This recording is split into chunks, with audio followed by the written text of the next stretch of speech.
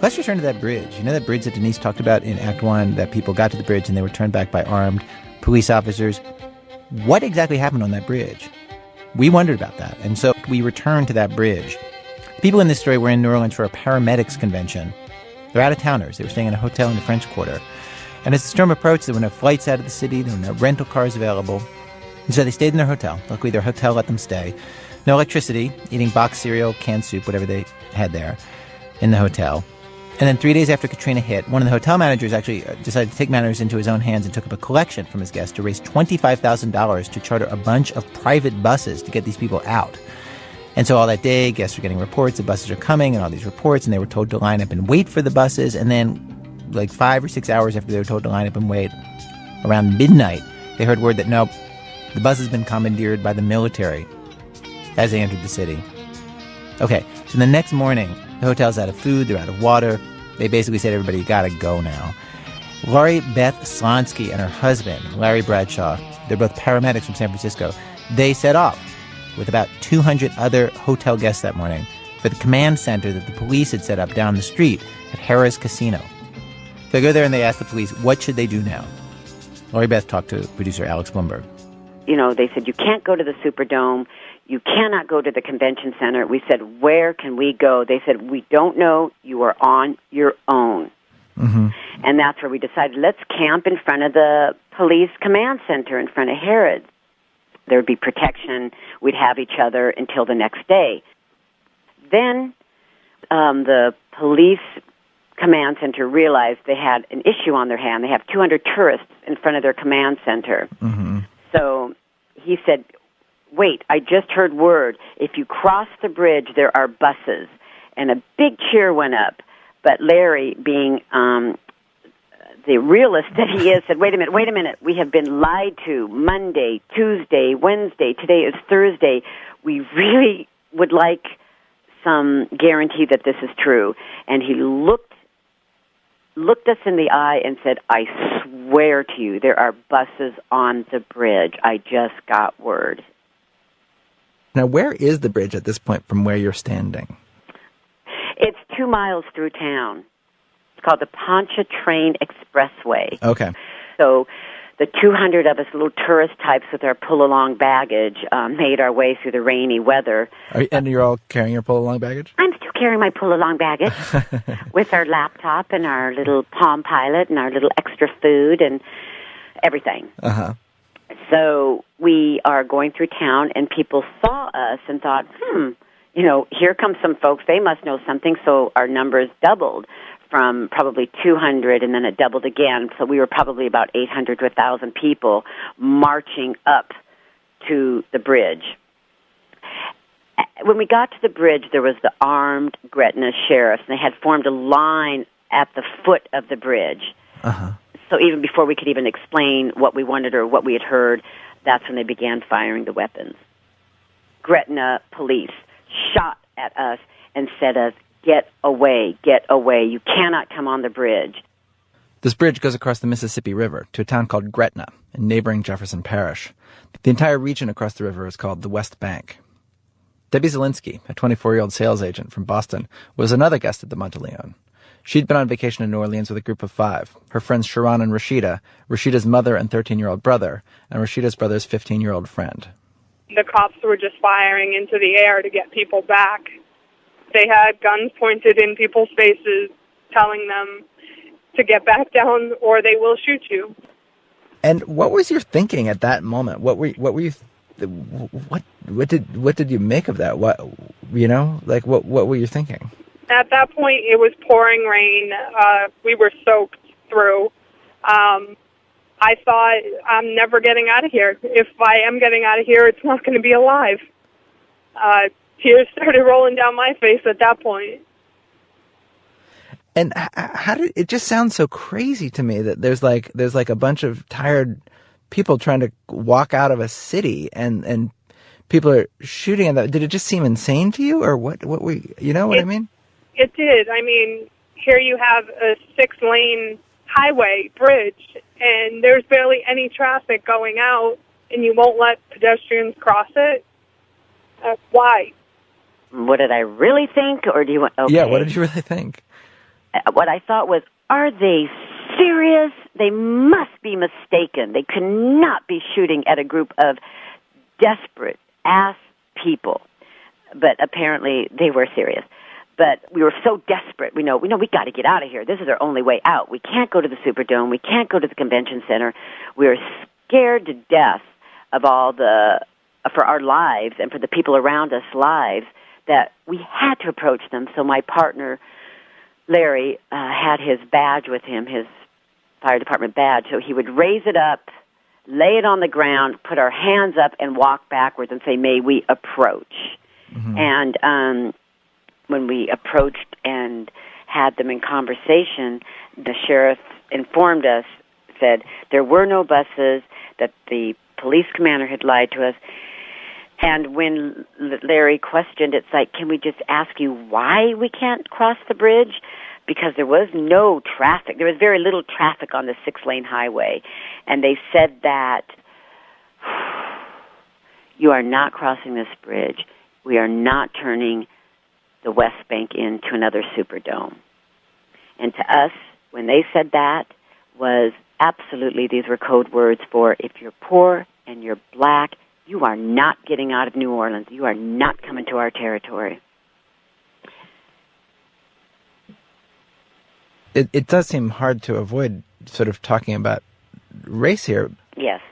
We're white, and everybody else, most every other person was African American. And that is what they saw. And that is what they were responding to, that this group of people of color were not going to come into their neighborhoods.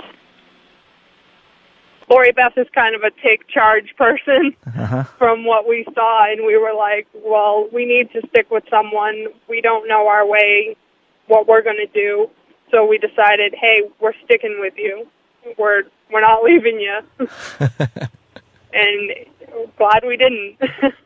Our small group of 8, and then other folks as well, we retreated back down Highway 90, and we were trying to find some shelter in the overpass. And then we had these discussions, God, what are we going to do? And what we decided to do was, there was this concrete embankment. If you go on to the middle of Pontchartrain Expressway, there's a center divide. But with the center divide, there was 2 hunks of concrete that sort of make a nice enclave. And we thought, this will be perfect. It's safe and will be visible to everyone. And certainly someone's going to come rescue us, and that we'll have security by being on this elevated freeway. And then we could wait for these buses that were certainly going to come get us. This group turned into about 60 or 70 people. Mm-hmm. And we cleaned up the area so it was safe for the children, and someone had a bag, and we cleaned that up, and I said I had water, and someone else had water, and we, kind of made like this community. And this is when somebody, blessed are the people who loot, got a huge water truck they had stolen, and he had a man and his wife and child, and they were African American, and they unloaded all the water that they had. So wait, so a guy just came up to you. A guy was escaping New Orleans, and that's what it felt like. People were escaping New Orleans, and he drove up to the middle road in the middle of this Pontchartrain Expressway, drove right up to our encampment, because he saw like 70, 80, 90 people, and he just took all the water out and gave it to us, and then filled the truck up back with human beings. As many older and children that we could get on with their parents onto this, and they drove away. And that is how we got water. And what did he say to you? That's incredible. Good luck, did he say? Good luck, brothers and sisters. Good luck. We wish you the best. We can only take what we can take. And we, thanked him, and off they go with the families. And then up the street quite a way, there is an armed and National Guard truck that apparently took too sharp of a turn, and you can just see the food fall out of the sea rations fall out of this truck. So, it just felt like it was phenomenal. We commandeered a couple of the strong young guys and gals to run up there in the shopping carts that people had and gather up the boxes of food and bring it back. You got to do something. You got no more food. So you're set. You have were food. Set. You have water. We were set. We had food. We had water. We had some sort of shelter. We had a safe place for the kids. And then the kids took the plastic that the water was in, those big plastic containers that hold 5-gallon drums of water, and brought it over to like a storm drain and set it up to make bathroom with privacy. And we took one of the 5-gallon containers of water, and the kids made a sign, because we still had luggage at this point and crayons and things, and made a sign, please keep the bathroom clean. And we had toilet paper and handy wipes. So you'd started with like a group of 8, and then it grew to like 70. And these were, who were some of the stories of the people who were in this little encampment with you? Well, there was this older woman who was diabetic and had soiled herself, but people came forward with, like a makeshift Depends diaper type thing. And then there was like just the cutest ding-dang kids that would call me auntie, and they would say, Auntie wants the coffee, and they were very strict about the garbage, because we hung garbage bags on the rebar. So we were set up brilliantly until just as it started to turn dark. A Gretna sheriff came up and just had that crazy look that, as a paramedic, when I see that crazy look, you just find a way to not come in front of that energy, because he had a gun and he was pointing and screaming at us, get the f*** off this freeway, get the f*** off this freeway, like the most insane, crazed, frightened person ever. And we had to leave this place of safety, and went into the dark. And it was martial law by this point, and we had heard it was a shoot-to-kill policy.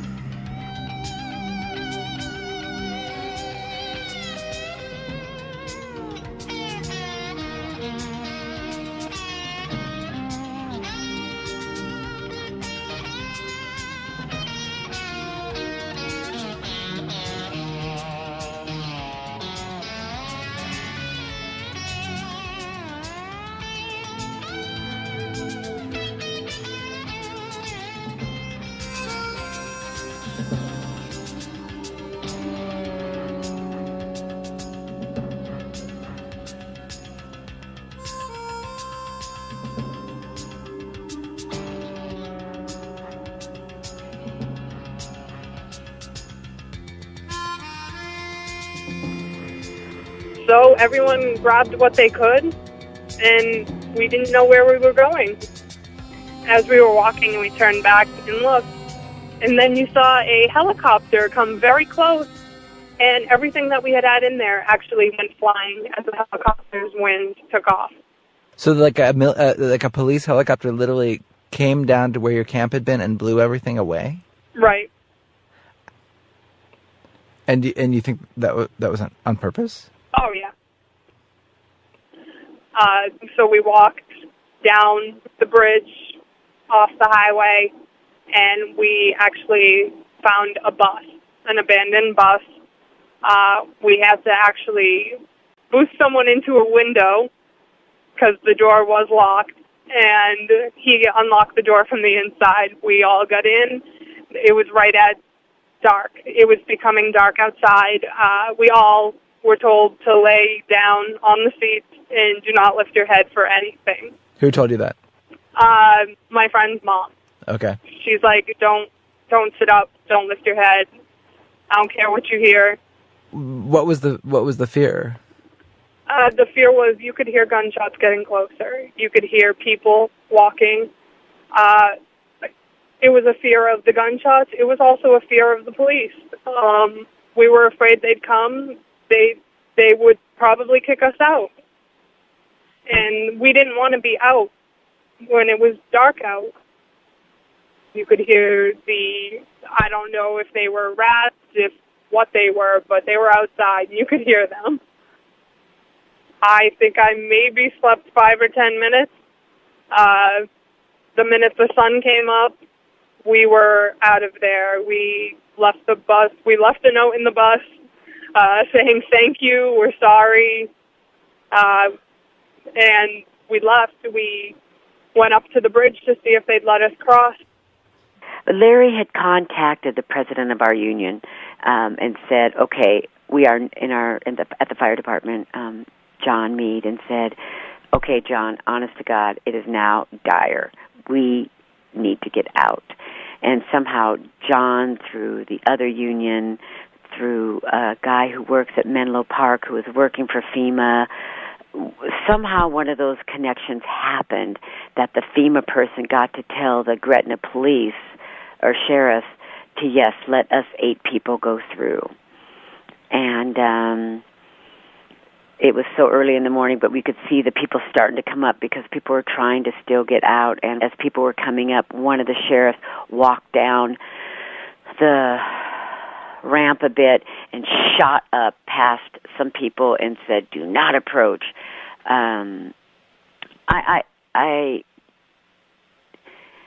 We got past that. We got the permission. We walked across the bridge. That must have been a very. I mean, on the one hand, you must have been thrilled to be getting out, but was it very a little hard? Yeah? Very demoralized, very sad, very unfair. It's really wrong. This makes no sense. All of us should be walking across that bridge, and it's only by this connection, that connection, and that we were able to get across. How did I feel? I felt really incensed and anger that other people weren't allowed to pass. And at the same time, I felt so fortunate and absolutely like I won the lottery that us 8 were able to cross. There was one more hurdle, actually. In the group of 8, 3 were white, 4 were black, Sharon, Rashida, and her mother and brother. And her brother's friend was Puerto Rican. But the authorities had told Larry that only his immediate family was allowed to cross the bridge. So Larry said, "This is my immediate family." I was his daughter. My friend's mom was his sister-in-law with her 3 kids, and my friend's brother's friend was his foster child. And that's how we had to play it off in order for us to cross the bridge all together. Debbie Zielinski and Lori Beth are now back home in San Francisco and Boston.